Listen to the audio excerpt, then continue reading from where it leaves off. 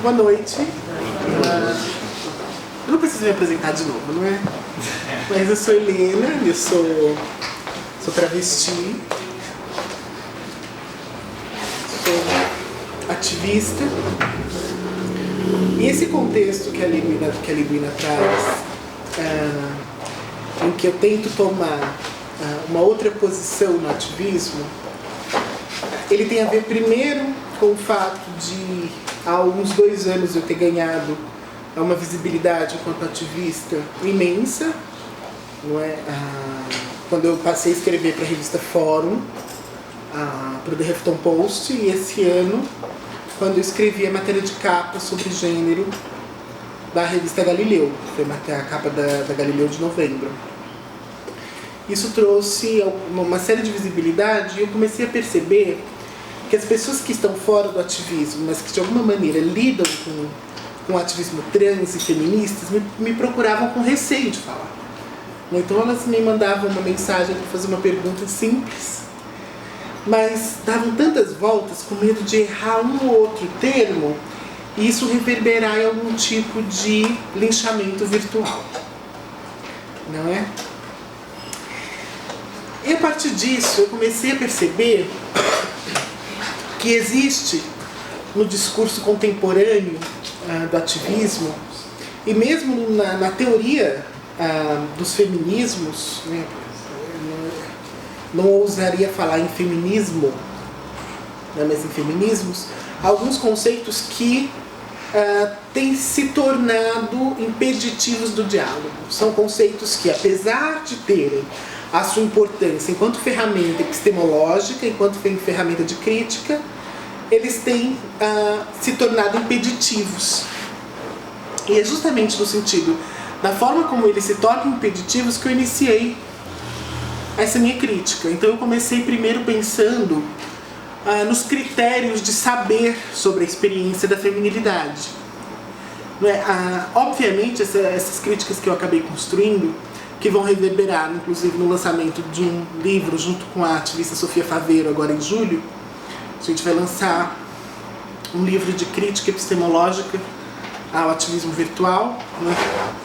Considerando a dimensão e a importância que esses espaços, o Facebook, o Twitter, os blogs, ganharam como ferramenta, não de uma mudança efetiva, mas da construção de relações intersubjetivas que permitem mudanças. Então, o primeiro conceito que eu pensei ser problemático é justamente o como é que se produz o conhecimento, saber sobre ser mulher, sobre ser sujeito subalterno. Primeiro, na época eu tinha ido a uma conferência internacional e tinha conversado com uma amiga minha que dá aula na Universidade de Viena sobre o livro Pode o Subalterno Falar, da Gayatri Spivak. E lá ela fala que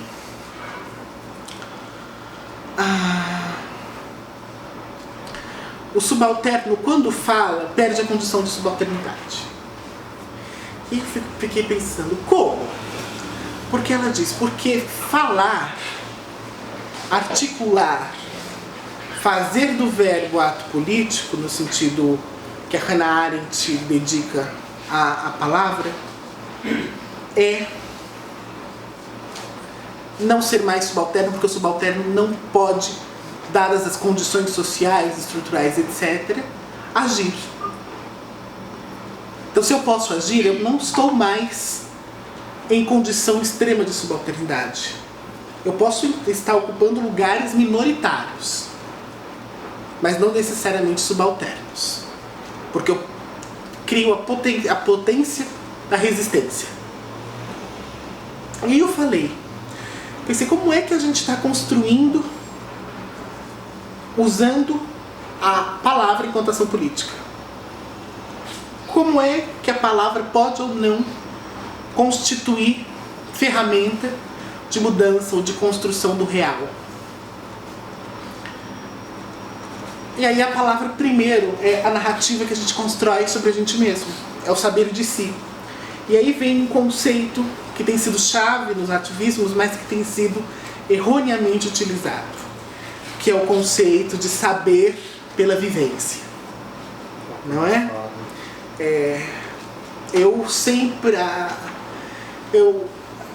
A lógica seria basicamente que só é possível falar da condição da mulher sendo mulher, não é? Só é possível entender da condição de classe tendo, portanto, a vivência naquela situação.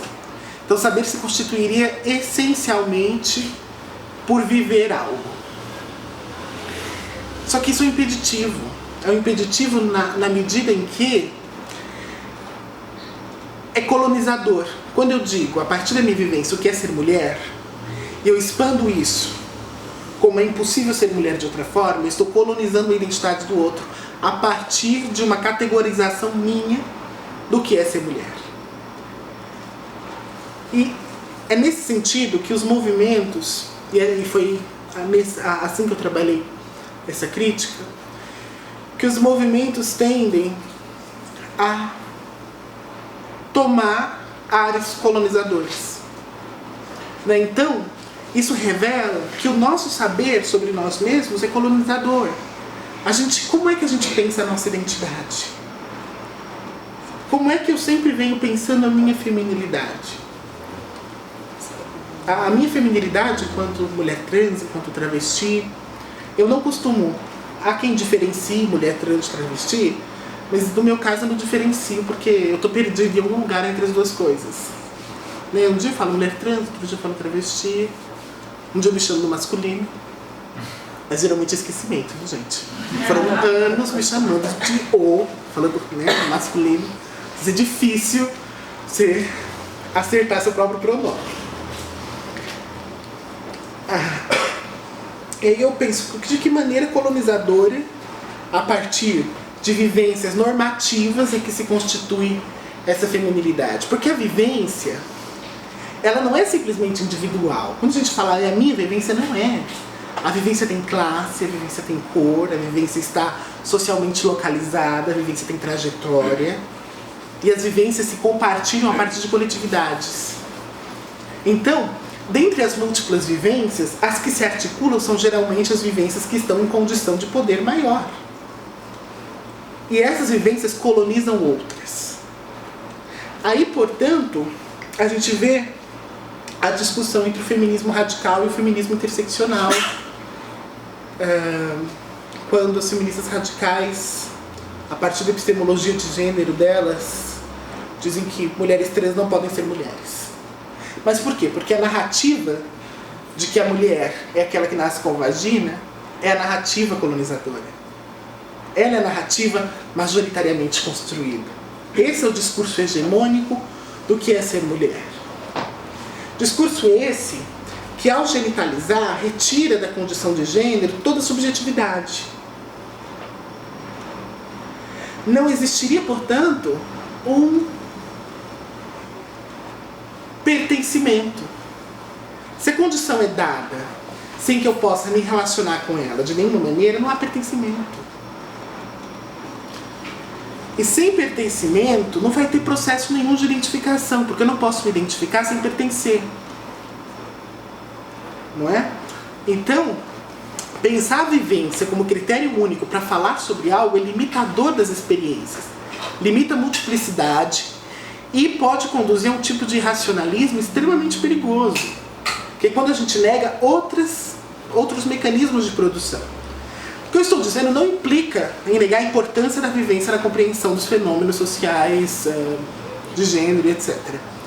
Implica em dizer que vivência não pode ser o único critério e apontar que esse tem sido um erro frequente dos ativismos. Então, o que eu digo não implica em supor que a vivência não possa ser uma ferramenta de conhecer a feminilidade, uma ferramenta de falar sobre.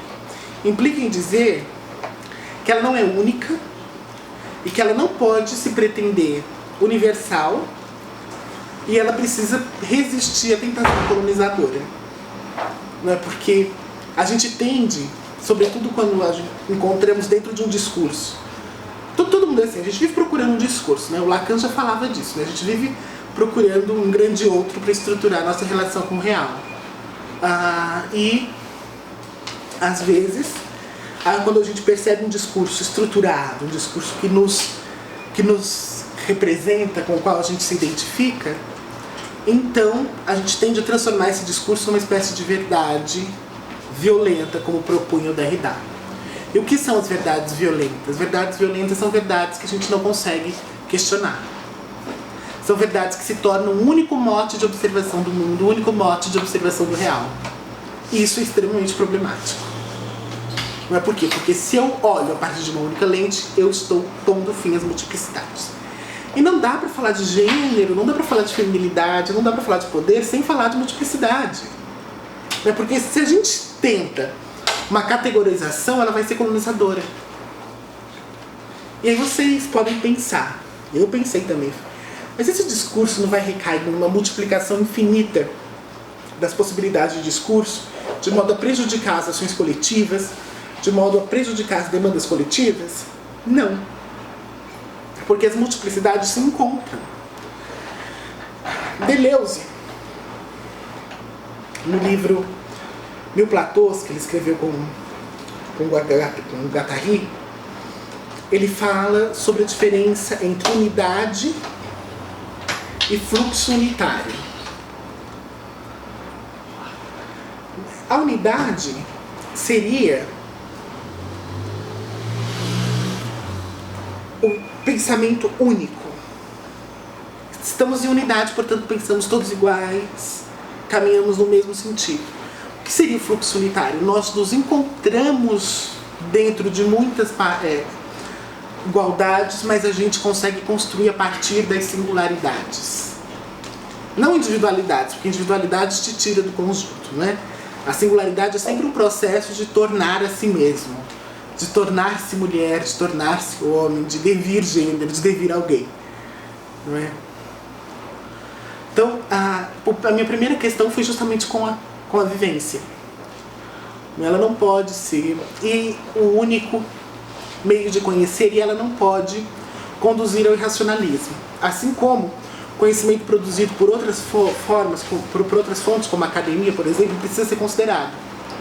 Precisa ser considerado não porque ele seja um saber soberano.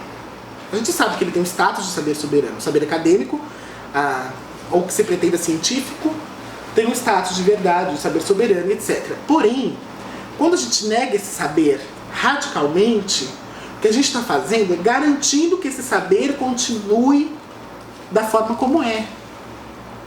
Quando a gente se apropria dos discursos hegemônicos e antropofagiza eles, então a gente consegue produzir alguma coisa nova.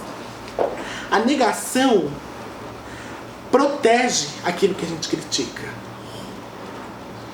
Quando a gente nega o que a gente critica, nós estamos protegendo aquilo. A gente está criando um fenômeno de insulamento. Quando a gente toma para si aquilo que é criticado, então a gente precisa digerir aquilo e transformar em algo nosso. E é isso que o saber acadêmico tem que ser... É a partir disso que o saber acadêmico tem que ser feito. Ele não pode ser negado. A ciência não pode ser negada. A filosofia não pode ser negada. O conhecimento construído por uma série de outras pessoas não podem ser negados. Eles precisam ser antropofagizados. Na lógica mesmo da semana de 22. Porque é pegar uma ideia e trazer, quebrar e transformar em outra coisa que tem a nossa cara, que tem a ver com a nossa vivência, que tem a ver com as nossas potências de ser.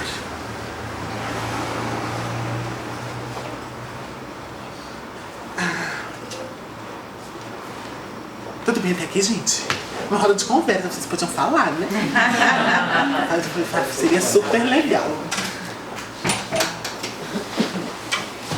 Porque eu fiquei tão perdida com esse tema, sabe? Porque eu tinha pensado uma coisa, e depois a Levília falou assim, não, mas você traz sua vivência. Eu falei, tá, e agora ela falou, mas você traz a coisa do ativismo. Eu falei, meu Deus, eu trago o quê? O que você quiser. Aí eu tô montando aqui agora essa fala, então se eu tiver um pouco assim lacônica, vocês me perdoem e me interrompam. O segundo ponto que eu tenho questionado também no ativismo. Gente, olha, vai parecer que eu sou uma ativista anti-ativismo, né? Mas eu não sou, viu? Eu só acho que a gente precisa acertar as pontas, porque se a gente sai caminhando com as coisas de qualquer jeito, o resultado é muito pior. Sabe, às vezes é melhor que a gente pare algumas coisas agora e corrija os conceitos, corrija algumas práticas para poder continuar tendo avanços e sair de um imobilismo que reduz tudo a linguagem de forma muito limitadora. Não é? Não que eu não considere a linguagem importante, mas enfim. O segundo ponto que eu questionei foi a questão do lugar de fala. Todo mundo, acho que vocês já ouviram, não sei o contato que vocês têm com o ativismo, né? Mas lugar de fala é mais ou menos uma ideia. Ela é bem semelhante à da vivência, mas é como se eu só tenho autorização para falar quem tem vivência. A vivência diz, só é válido. A vivência diz, só é válido o conhecimento de quem viveu. Lugar de fala diz, só pode falar quem vivenciou. Né? Então, isso chega a extremos, assim. Não vejo nenhum problema no conceito de lugar de fala a priori. Mas aí quando você olha como ele está na internet, você vai ver assim. Aconteceu comigo, um rapaz mandou um e-mail, uma mensagem no meu Facebook, perguntando se ele disse que tinha defendido uma moça trans no trabalho dele, mas ele disse que se sentiu muito culpado porque ele acha que a luta das mulheres trans é das mulheres trans, então ele estava roubando o lugar dela ao ter defendido. Eu falei, não estou entendendo, qual o sentido disso? Por que você se sentiria com medo de falar sobre, de agir em relação a uma causa? Não faz sentido. Por quê? Porque o lugar de fala começa a ser entendido como o impeditivo do diálogo. Não fale porque você não tem vivência, porque este não é o seu lugar de fala. Não roube o meu lugar de fala. A ideia de protagonismo. O protagonismo é uma ideia que eu acho horrorosa. Pra mim é coisa aqueles cursos do Sebrae, sabe? Assim, tipo, protagonismo de empreendedor, coisa assim. Acho que não tem muito a ver com o movimento social. Acho que a gente podia usar outros termos. O vocabulário é muito importante às vezes. Porque a gente sai tomando termos que podem trazer ideias bem estranhas. Né? Protagonismo, por exemplo, subentende a existência de um antagonista. Né? E quem não é protagonista da luta não seria necessariamente um antagonista. Né? Então cria-se uma nova dicotomia muito perigosa quando a gente fala de protagonismo. Mas voltando ao lugar de fala. O lugar de fala, originalmente, é um conceito sobre perdido. Né? Porque há quem traga a origem do lugar de fala, a teoria da linguagem lacaniana, que é um dos caras que influenciou o pensamento pós-moderno, ou pós-estruturalista, mas eu acredito que ele esteja cristalizado em um artigo bem curtinho de uma bióloga e teórica queer americana, que é a Donna Haraway, que escreveu um livro fabuloso que chama Manifesto Ciborgue. E ela escreveu um artigo que chama Saberes Localizados. Nos Saberes Localizados, a Donna Haraway vai falando sobre as tecnologias do olhar e sobre como perceber se a minha fala e o meu olhar estão contaminados. Contaminados com o quê? Com a minha vivência. Porque é óbvio que quando eu falo como um sujeito localizado. E é esse o lugar de fala. Ele é um índice, ele é um indicador para saber, será que a minha opinião está considerando lugares além do meu? Será que a partir deste lugar que eu falo, eu estou conseguindo produzir algum tipo de empatia, algum tipo de troca? Esse lugar de fala não é necessariamente uma apropriação da causa. Ninguém é dono de um assunto, ninguém é dono de uma única vivência, porque a gente não aprende só pela vivência, a gente aprende de muitas outras maneiras, a gente aprende nas interações, a gente aprende lendo, a gente aprende na convivência, a gente não aprende simplesmente vivendo. Se a gente fosse depender só do que a gente vive para saber alguma coisa, nossos conhecimentos seriam extremamente limitados. Então eu não preciso ter este lugar de fala como um limitador. E se tornou um limitador do diálogo. Por quê? Porque é um casulo. Olha, eu posso falar sobre isso, você pode falar sobre aquilo. Nós não podemos dialogar sobre nada. Como é que se constrói assim? Não é? Como eu falei, No livro A Condição Humana, a Hannah Arendt, que é uma filósofa política alemã, fala sobre a importância da palavra, do verbo, enquanto ação política. Né? Então não há política fora da palavra, porque não há política se eu não puder interagir com o outro. E se eu não posso interagir, se não há diálogo, eu tenho um imobilismo, é a morte da política. A morte do diálogo é necessariamente a morte da política. E isso é muito importante ser compreendido pelos movimentos que têm assumido uma postura de recusa ao diálogo. Foram as duas coisas que eu iniciei criticando: lugar de fala e vivência, lugar de fala e protagonismo. E por que é que eu acredito que seja importante rever esses conceitos? Porque é importante a gente conseguir construir outras ideias do que é ser mulher, outras ideias do que é ser a gente mesma. Né? Talvez o primeiro passo seja reconhecer que o gênero passou, ao longo dos anos 70, por uma crise. Né? Assim como outras identidades viveram crises entre os anos 60, assim como outras identidades viveram crises entre os anos 60 e os anos 90, as identidades de gênero também tiveram a sua crise. E essa crise traz justamente a possibilidade da gente pensar que não existe uma essência. Que não existe uma essência do que seria homem, do que seria mulher, mas que existe uma construção simbólica a partir do corpo. O corpo ele é tomado, ele ganha. O corpo se torna corpo quando investido de uma série de símbolos que só fazem sentido dentro de regimes simbólicos específicos. Então, por exemplo, como assim só fazem sentido dentro de regimes simbólicos específicos? É aquela coisa da linguística do Saussure. Quando você pega um signo, ele só pode ter sentido dentro de um conjunto de signos. Isoladamente não tem sentido. Né? Então a noção de masculino e de feminino só podem ter sentido a partir de si mesmas. Ou seja, eu só consigo determinar o que a cultura chama de feminino a partir do que a cultura chama de masculino e vice-versa. Não há possibilidade, e esse tem sido um erro, mais uma vez, um erro que eu tenho pensado nos feminismos, que é a negação de se pensar a masculinidade. Não é possível pensar dentro de um regime simbólico um símbolo isoladamente. Eu não posso retirar um símbolo do conjunto para tentar pensar este símbolo. Eu preciso pensá-lo a partir de todos os seus pares. Quando eu digo o brinco é um artigo feminino propriamente dito, o que eu estou dizendo? Eu estou dizendo que, em relação ao não brinco, dentro de uma cultura em específico, ele é feminino. Mas se eu tiro isso e levo para o século XV, com os feiticeiros de Quimbanda no Congo, os povos indígenas, esse artefato ganha outro sentido. Por quê? Porque um signo só tem sentido a partir de um regime simbólico junto com todos os outros signos. Então eu não posso discutir, é surreal pensar que eu possa discutir a feminilidade sem pensar quais são as relações que constituem a masculinidade. Assim como eu também não posso pensar a masculinidade sem pensar a feminilidade. Porque eles não são simplesmente signos que se relacionam na construção de sentido.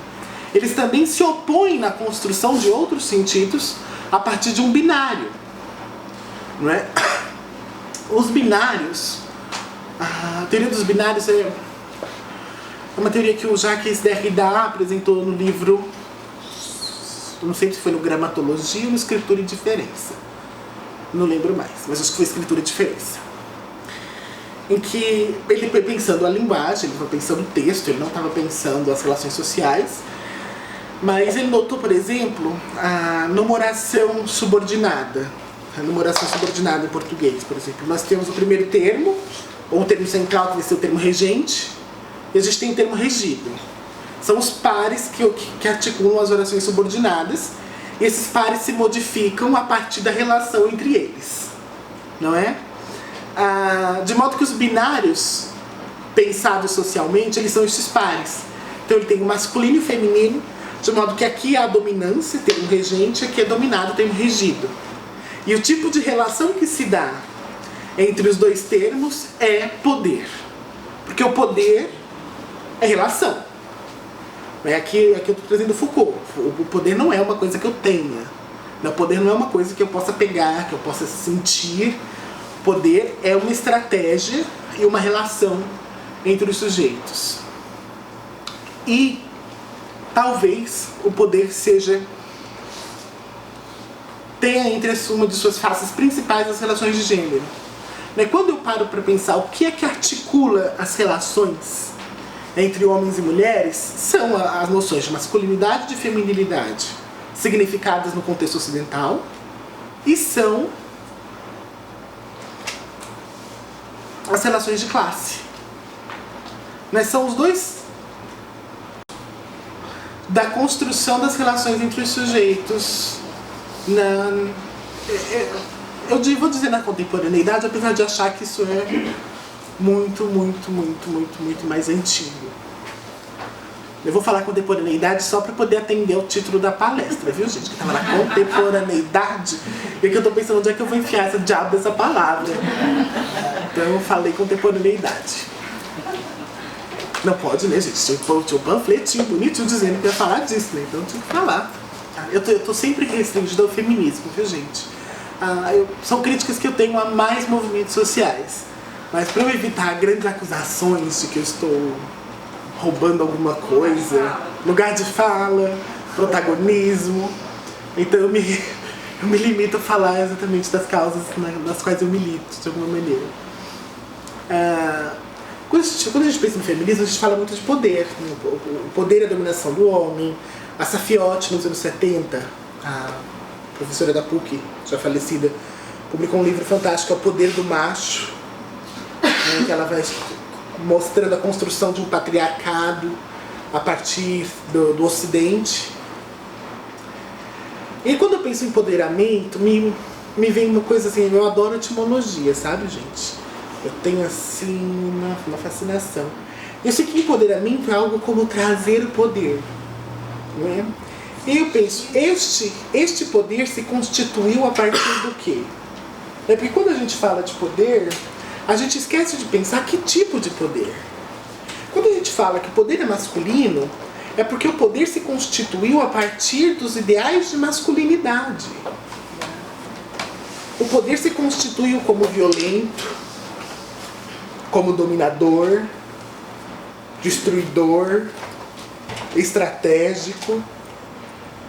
Mas por que esse poder é dotado de tanta masculinidade normativa?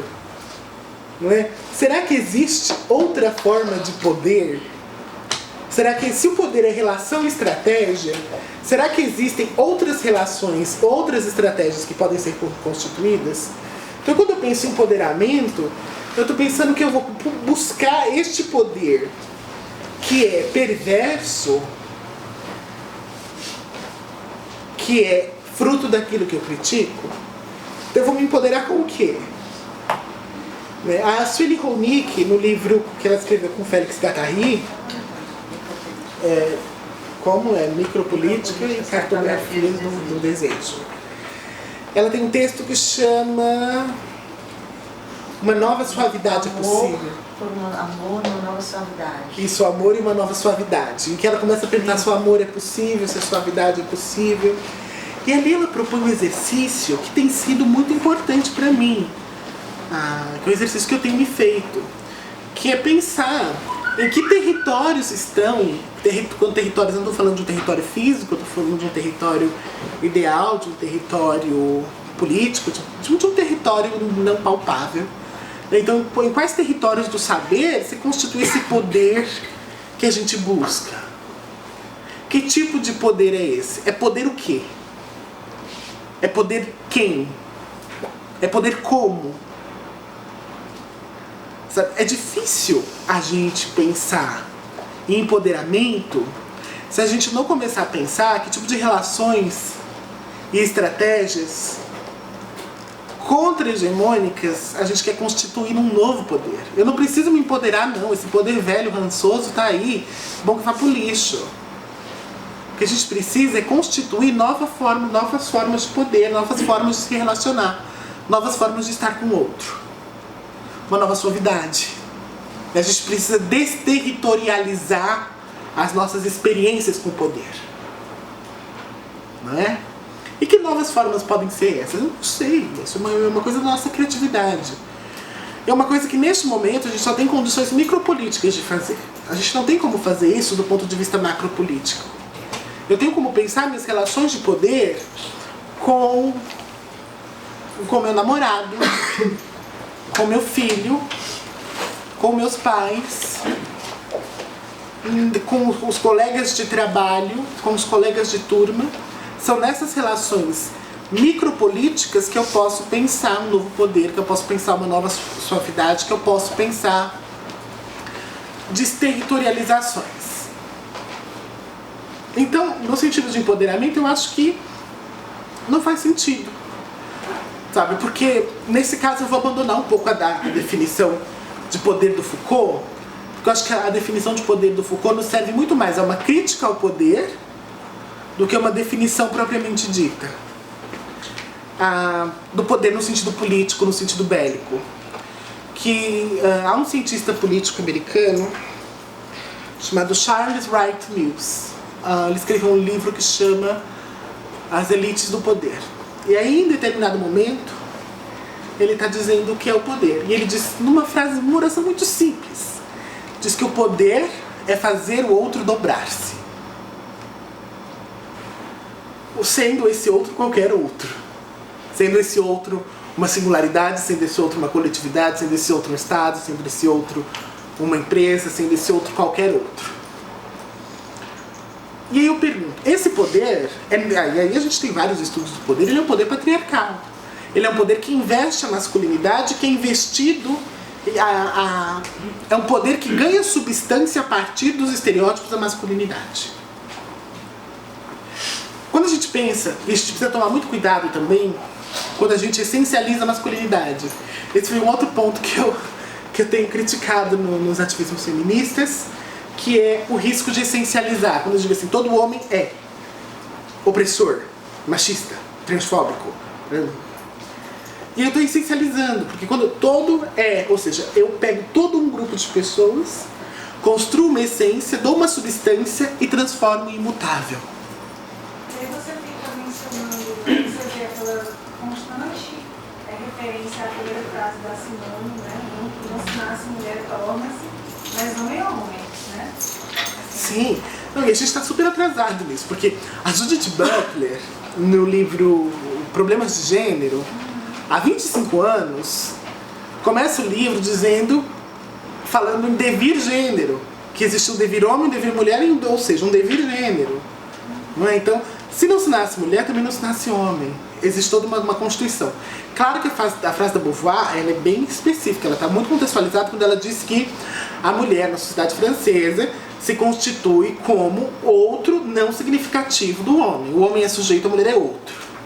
Então, é pensando justamente esse regime simbólico que ela diz que não se nasce mulher, porque mulher vai se constituir depois a partir da relação com o homem. Mas o homem para ela seria então dado a priori. Entretanto, tem um livro, eu não lembro quem são os autores, chama A História da Masculinidade. São de 2 franceses. Eu não sei, gente. Mas se for no livro, você sabe, é a história da masculinidade. E aí tem um artigo lá falando sobre masculinidade na Grécia. E aí na Grécia eles tinham um conceito de Andreia. O que era Andreia? Andreia era a investidura da masculinidade. O bebê não nascia macho, o bebê não nascia homem. O bebê era investido da Andreia. Né? Então ele era levado, por exemplo, para Esparta, investido da Andreia, não é?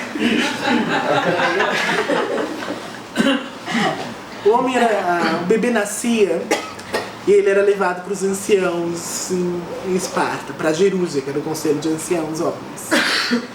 E aí esses anciãos olhavam para aquele bebê, sacudiam. Se o bebê parecesse assim, muito fraquinho, mandavam jogar de um penhasco. Porque ele não seria hábil para manifestar a Andréia. Não era hábil para masculinidade. Depois disso, nos anos iniciais, nos meses iniciais em que o bebê ainda convivia com a família, com o lar, esse bebê tinha que tomar banhos de vinho. Não podia usar água, tinha que ser vinho. Porque se ele se embriagasse, era porque ele não tinha condições de manifestar a Andréia. Ou seja, a masculinidade era uma investidura que aquele serzinho que nasceu com pênis receberia depois. Conforme ele passasse por treinamentos, conforme ele merecesse ser homem. Então ele seria investido de todo esse poder da masculinidade. Então a masculinidade não necessariamente cria poder. Existe uma relação... eu esqueci a palavra, gente. Como é que a gente fala? Uma relação que a coisa cria uma coisa e a outra coisa se cria. Reciprocidade, mas tem uma palavra biológica. Simbiose? Simbiose. É uma relação... Oi? Autopoiesis. Entre a masculinidade e o poder. É uma relação de autopoiese, uma relação simbiótica.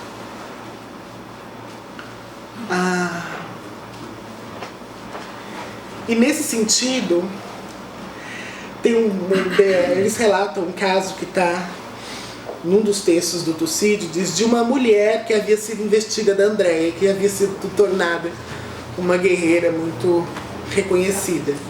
Por quê? Porque a investidura da Andréia não estava necessariamente ligada à genitália, ela estava ligada a uma série de virtudes que se constituíam como virtudes andreáticas. Não é? E aí depois, se a gente começar a pensar, se constituiu ao longo dos séculos na sociedade ocidental, eu vou me referir ao Ocidente, sempre, porque eu não tenho conhecimento suficiente sobre o Oriente, uma série de ritos de investidura da masculinidade. Não é? A masculinidade está sempre sob o risco de falha. E essa investidura da masculinidade é uma investidura de poder. Porque o poder também captura esses corpos todos. Tanto os corpos masculinos quanto os corpos femininos na constituição do seu status quo, na constituição do seu devir macropolítico. Não é? Porque a gente, de alguma forma, a gente lida com o que é macropolítico o tempo inteiro. Né? A gente lida, porque quando a gente fala macropolítico, a gente costuma pensar no Estado, na política, naquelas coisas grandes todas, mas então não é só isso. Existem outras políticas que são macro. Né? E aí no meu caso, por exemplo, eu gosto muito de pensar nos confrontos frequentes que eu tenho com as políticas psiquiátricas, né? Com o poder clínico. Né? Com o poder clínico quando ele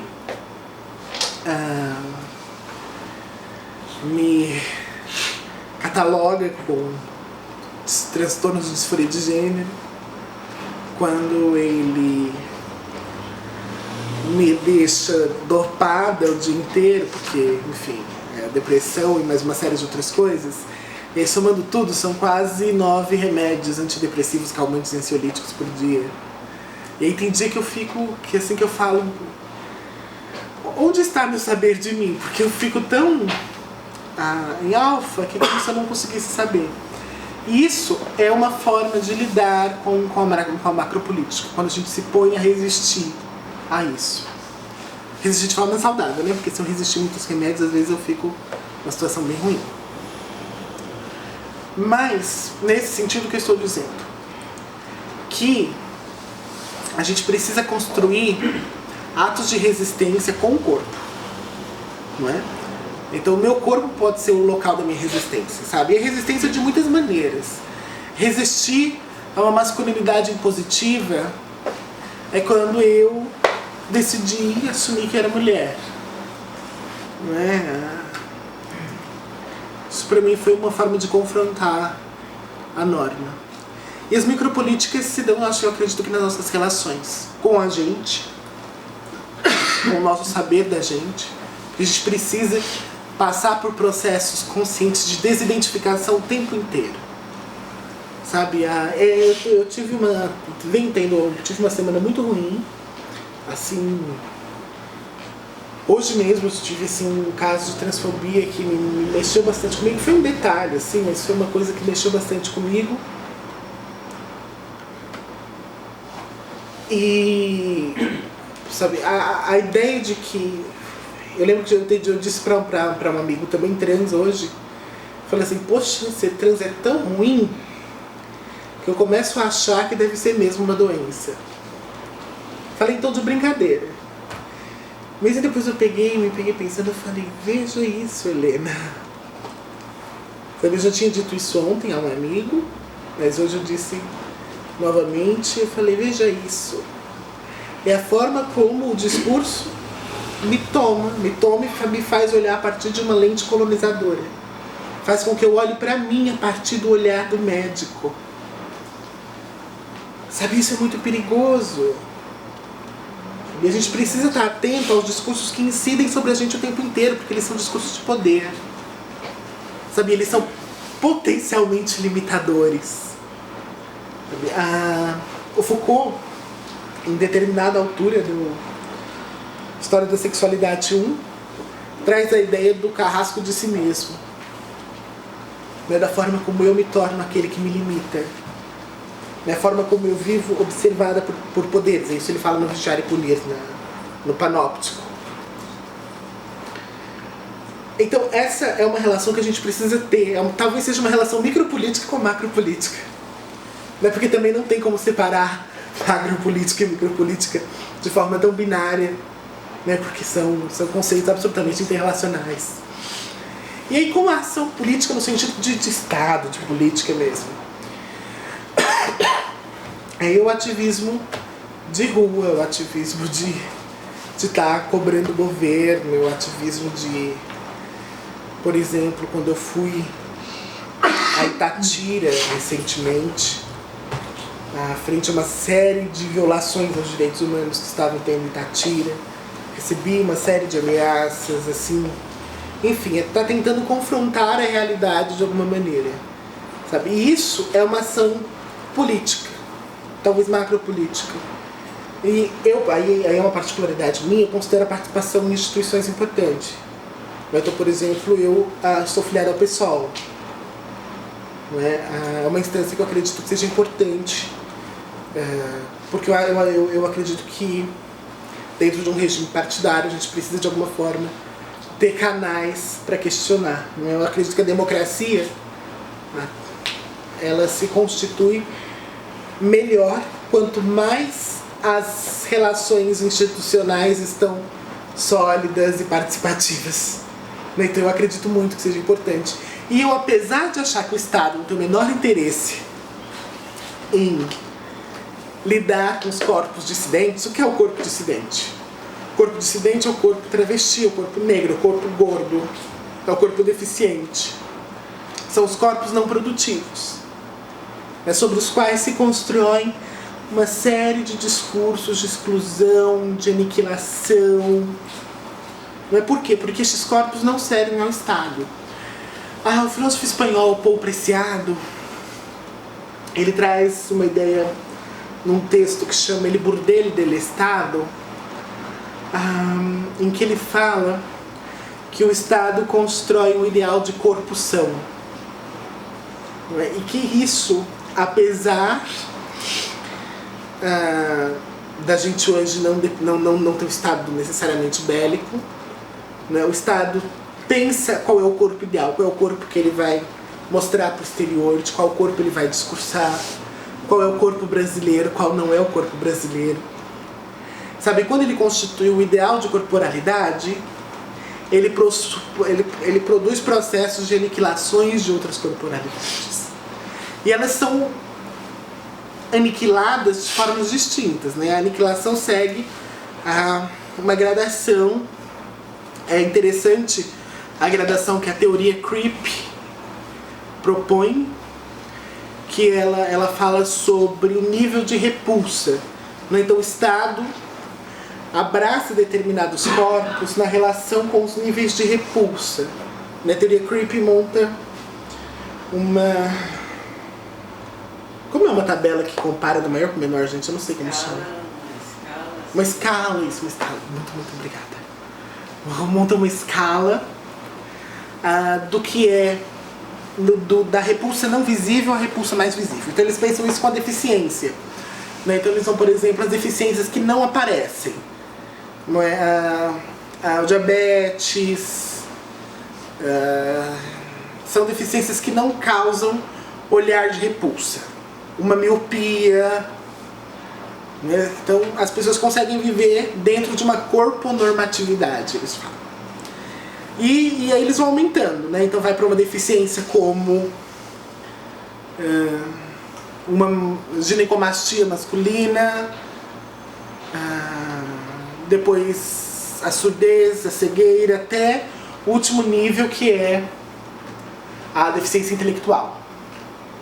E nesse sentido, é o nível de repulsa que causa. Então, se uma pessoa com diabetes entra numa sala e uma pessoa com paralisia cerebral entra na mesma sala, os horários de repulsa vão para a pessoa com paralisia cerebral. Não é? E nesse sentido, o Estado se interessa dentro dessa escala com os corpos. Quanto mais repulsivo for o olhar sobre um corpo, menos esse corpo vai ter acesso ao mundo. E quando eu estou falando mundo, eu estou falando mundo no sentido da polis grega, não é? Que é aquele espaço fictício criado por aqueles que acessam o discurso, por aqueles que acessam as possibilidades de ser. Não por aqueles que são o que Aristóteles na política chamou de zoé.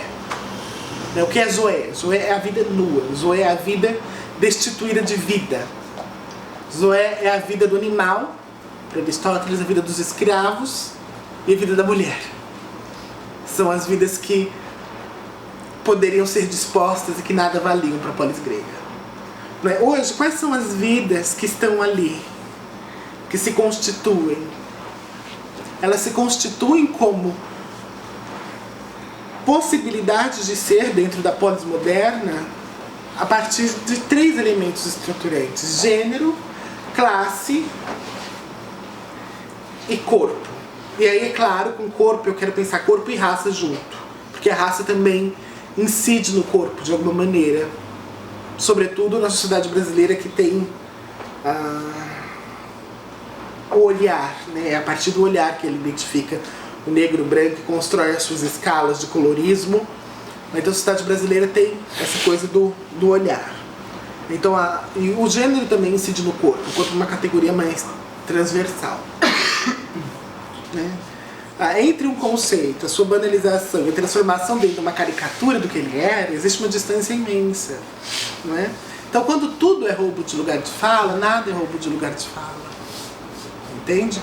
Porque eu começo a perder, eu começo a transformar numa caricatura superficial. Entretanto, de fato, é impossível que você, por exemplo, saiba que sou uma travesti. Não é impossível. Se você um dia se descobrir travesti, você vai saber o que é. Eu estou pensando agora.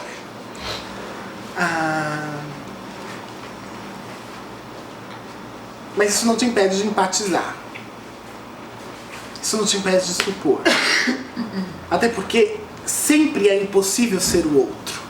Ser o outro ou saber o outro é uma das impossibilidades que Kant nos alerta. Eu só conheço o ser em mim, eu nunca conheço o ser em si. Entende?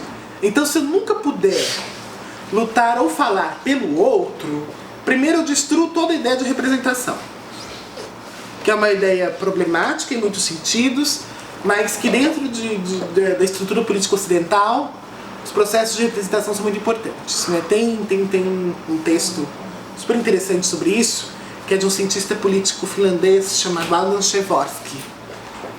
Chama Eleições e as Políticas de Representação. Então, eu não posso ser o outro, eu posso supor o outro. Esse é um impeditivo. Kant fala isso com aquele exemplo da pedra. Eu posso conhecer a pedra em mim, mas eu não posso conhecer a pedra em si. Não é? Esse também é um impeditivo que o novo-romiano Lacan traz.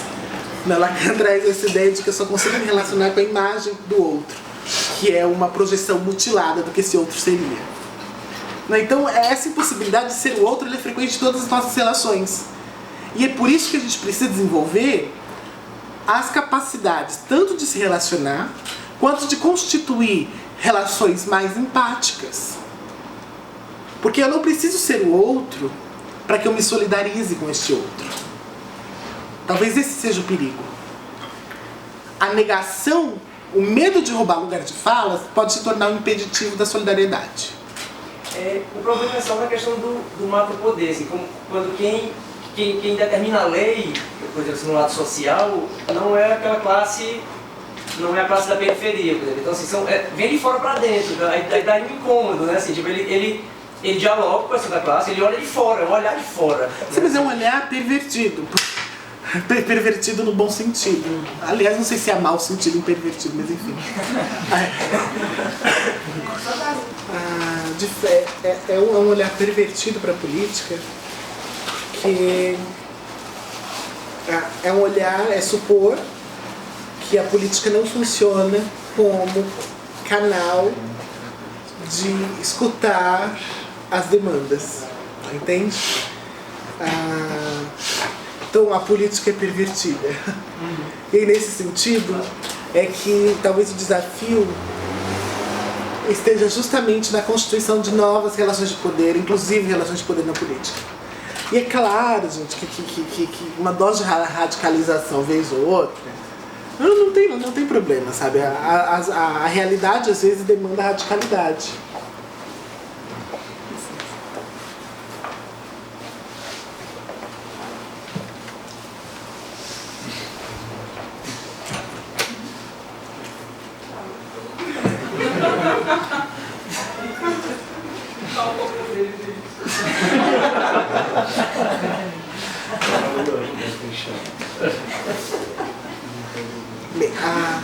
A realidade demanda, às vezes, radicalidade, né?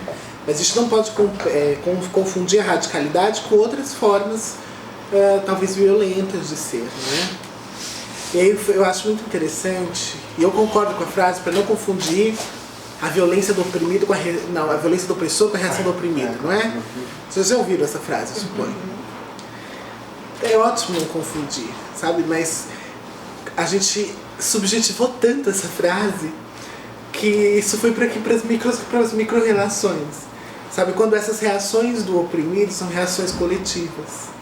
São reações pensadas em contexto revolucionário. Um contexto que não é o meu, porque eu não sou simpática à ideia de revolução. Não é uma ideia com a qual eu simpatizo muito. Pelo menos não na forma como ela se constitui dentro do pensamento ortodoxo da esquerda. Talvez existam outros processos aí que Foucault vai chamar de atos de libertação, e não de emancipação ou de revolução, né? Que é a constituição de atos de liberdade.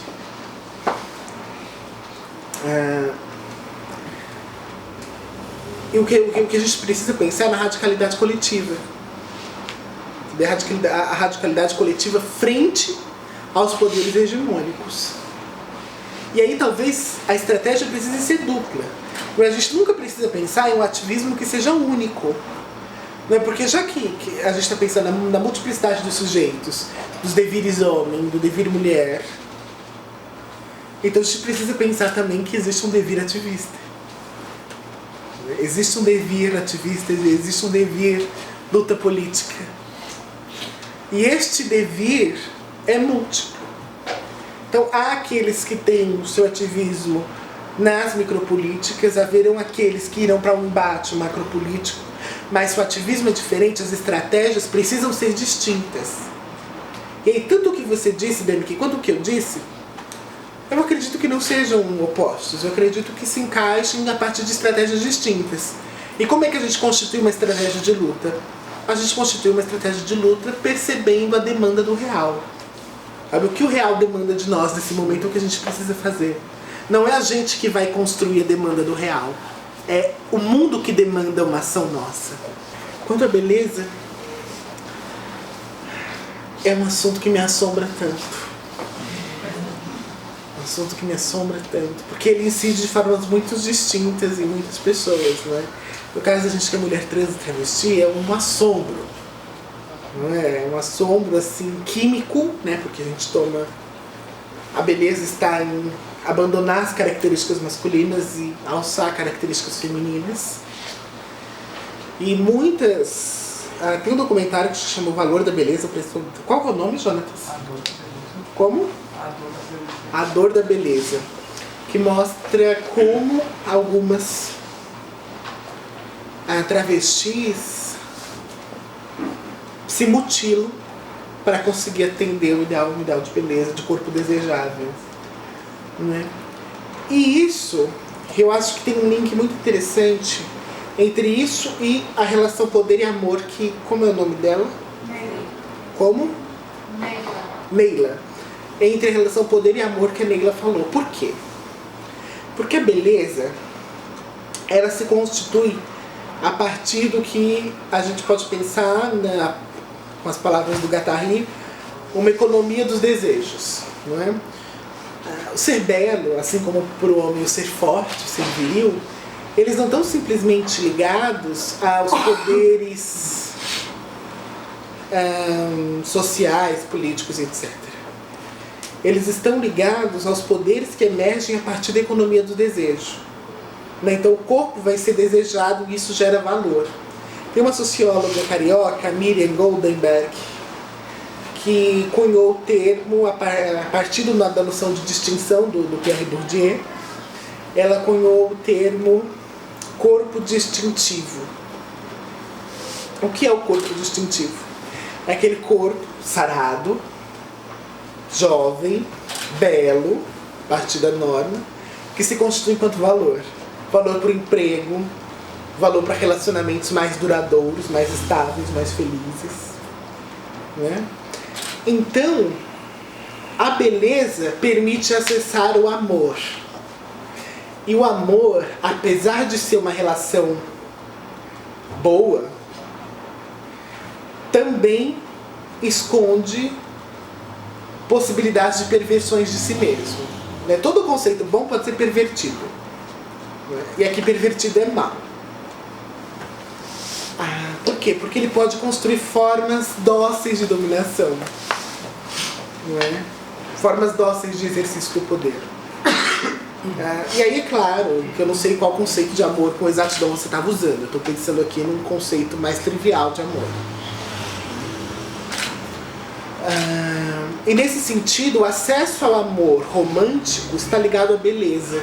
Isso está ligado à constituição de família, à estabilidade e a uma série de outros fatores que são fatores que constituem sujeitos historicamente privilegiados. Não é? Então, os feios também são corpos descartáveis para o Estado. Exceto quando esses feios são dotados de outras características, mas ainda assim ocupam lugares menos privilegiados. Outro aspecto que eu gosto bastante de pensar quando eu penso a beleza, sobretudo pra gente que é latino, é a beleza a partir dos escritos do Aníbal Quijano. O Aníbal Quijano é um chileno, se não me engano. Peruano? É um peruano dos estudos decoloniais. Não é? E ele traz muito, junto com uma outra teórica que é a Chandra Mohanty, ele traz a ideia de que o corpo colonizado foi um corpo marcado com tudo aquilo que o corpo colonizador não tinha. Então o corpo colonizado era animalesco, bruto, feio. O homem colonizado não era homem. Não se constitui para o sujeito colonizado, para o brasileiro, uma ideia de homem. Se constitui uma ideia de macho, do ponto de vista animal. Não é? E aí a beleza está associada a quem? A beleza está associada ao colonizado ou ao colonizador? Não é? E isso é o que o Quijano vai chamar de a lógica da colonialidade. Não é? Não só o Quijano, mas uma série de outros autores dos estudos decoloniais falam da permanência dessa lógica da colonialidade, que como se fosse um enquadramento epistemológico da nossa forma de olhar e de se relacionar, não é? Então, a colonialidade, ela está nas nossas relações e elas nos constituem, inclusive, carnalmente, não é? E elas constituem as nossas relações com o mundo e com o outro, sabe? Então, talvez deslocar a beleza esteja dentro do Foucault da amizade, que a Andrea falou, que é o Foucault que pensa outros prazeres, outras potências na linguagem do Deleuze, não é? E aí talvez essas outras potências sejam outras potências de ser belo. Mas isso não é simples, e talvez seja utópico pensar que a gente vai conseguir abandonar as ideias de beleza. Não é? Porque até quando a gente se propõe como crítico dessas ideias, a gente está num flerte constante com elas. Sabe? A gente não deixa de flertar com a beleza, a gente não deixa de flertar com o padrão. Por quê? Foucault já nos disse, ninguém escapa do poder. Não tem como escapar do poder. Sabe? Então a gente vai estar num flerte constante com a norma e num flerte constante com o padrão. Agora, o que a gente precisa é construir um saber de si a partir desse flerte. Como é que isto me atravessa? Como é que isto vai, no sentido espinosista, como é que isso vai me constituir ou me desconstituir? Em que medida isso é uma paixão triste? Em que medida isso é uma paixão alegre? Não é? Um afeto triste. Porque os afetos tristes, para Spinoza, no livro Ética... Presença, a nossa potência de agir.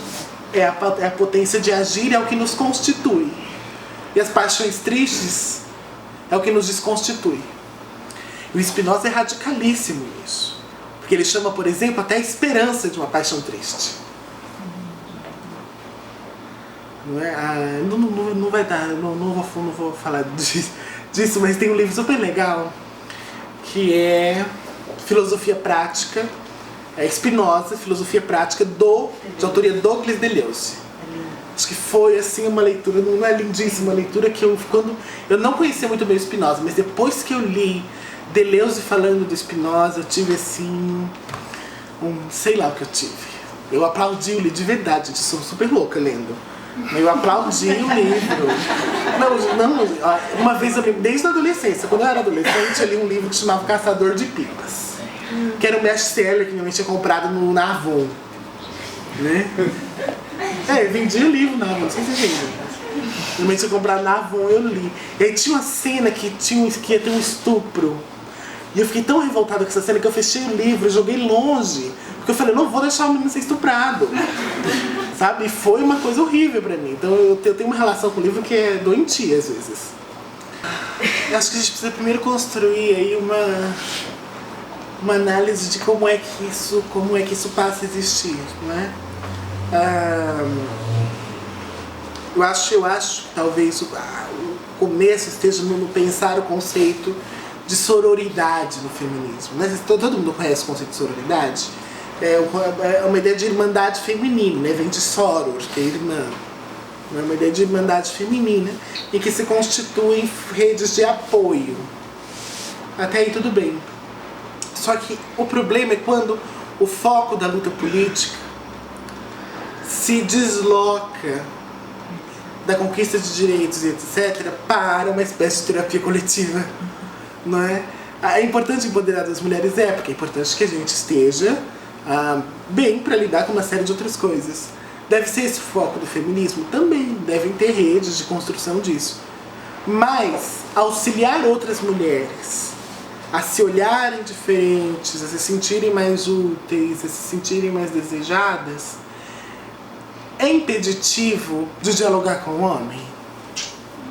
Não. Primeiro, a gente não pode isolar dessa forma. Primeiro, porque foi o que eu falei sobre a constituição dos regimes simbólicos. Um signo só tem sentido dentro de um regime simbólico. Foi a proposição do Fernand Saussure, não é?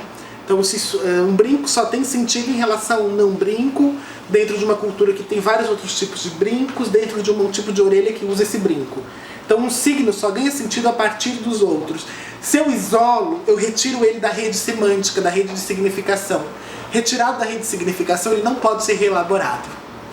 Né? Então eu estou simplesmente decretando a morte da possibilidade de ressignificação quando eu retiro o ente significante da sua rede significativa. E nesse sentido, quando eu digo não fale com homens, empodere duas mulheres, eu estou esquecendo que existe uma relação intrínseca entre a ausência de empoderamento dessas mulheres e a questão masculina. Não é? Entre isso e a constituição da feminilidade. Então, não faz sentido. Também agora, para onde isso vai nos levar? Para imobilismo. Sabe, a gente vai começar a falar para si. Eu participei no ano passado da Conferência Internacional Sexbox, lá no Centro Cultural São Paulo. Vieram ativistas, pessoas do mundo todo, e eu compus uma mesa com a Laerte Coutinho e com o Tami Miranda, filho da Gretchen. Inclusive, Redemic, ele é um subalterno trans que teve uma discussão imensa comigo na mesa defendendo o Bolsonaro. Se filiou o partido e vai sair vereador. Ele tem todo lugar de fala para falar de transgeneridade, mas defendeu o Bolsonaro. Uma ideia é suficiente para ser questionada quando tem um exemplo contrário, não é? Então, às vezes, o lugar de fala não pode significar tanto assim, se não houver outras construções de saber a partir daquele lugar. Super defendeu, falou pra mim assim que o Bolsonaro não era homofóbico, que ele só queria que a gente não tivesse privilégios. Foi uma situação horrível. A Laerte Coutinho até mudou de lugar comigo, assim que ela achou que eu ia jogar o microfone no Tami. Foi uma coisa horrorosa. Enfim, acho que vai sair um DVD disso aí por esse ano. Eu perdi. Sim, eu falei sobre a gente falar pra si. E a gente estava lá falando, assim, eu estava lá falando com esse vocabulário super acadêmico, sabe? A gente ficou super empolgado falando. E aí uma moça que é travesti lá no centro de São Paulo tinha ouvido um cliente falar do Sexbox e foi lá para assistir falar a minha mesa de travestilidade. E aí ela virou para mim, para Laerte. Não foi na mesa de travestilidade, foi na mesa de corporalidade. De corporalidade. Aí tinha eu, uma pesquisadora da Bahia, que era a Viviane Vergueiro. Tinha mais uma pessoa. A Jaqueline Gomes Jesus, que é uma trans doutora, pós-doutora em psicologia já. E uma jornalista que eu não lembro o nome. E ela perguntou assim, mas vocês estão falando pra quem? Porque eu não entendi nada do que vocês disseram. Vocês não são igual a mim, vocês não me representam. E claro, a gente acessava ali o Centro Cultural São Paulo com pompa, sabe? As pessoas respeitavam. E ela não, a mesma pessoa que talvez me abraçasse ali era a pessoa que poderia xingar ela na esquina, sabe? E aí eu comecei a pensar que talvez o nosso discurso esteja autocentrado demais. A gente fala pra gente mesmo, a gente não fala pro outro. Isso é um risco. E quando a gente fala empodere duas mulheres, eu estou constituindo uma linguagem unilateral. Sabe? Será que eu não consigo lidar com a multiplicidade? Será que o que a realidade demanda da gente? Será que a realidade demanda da gente simplesmente falar com mulheres? Será que é possível construir um dia um mundo em que só haverão mulheres, ou só mulheres trans, ou só homens trans, ou só pessoas cis? Será que é possível constituir um mundo assim? Ou o único mundo possível de constituir é um mundo de interações e potências relacionais cada vez mais múltiplas, intensas e cheias de fluxos de territórios novos? Entendem? E aí a gente precisa ter uma preocupação com a vida do outro. Não é? Talvez seja esse o sentido do ativismo, que é pensar na vida do outro. A gente não pensa na vida do outro. Mas, às vezes a gente pensa, a gente transforma o ativismo num fim. E não num meio para um fim.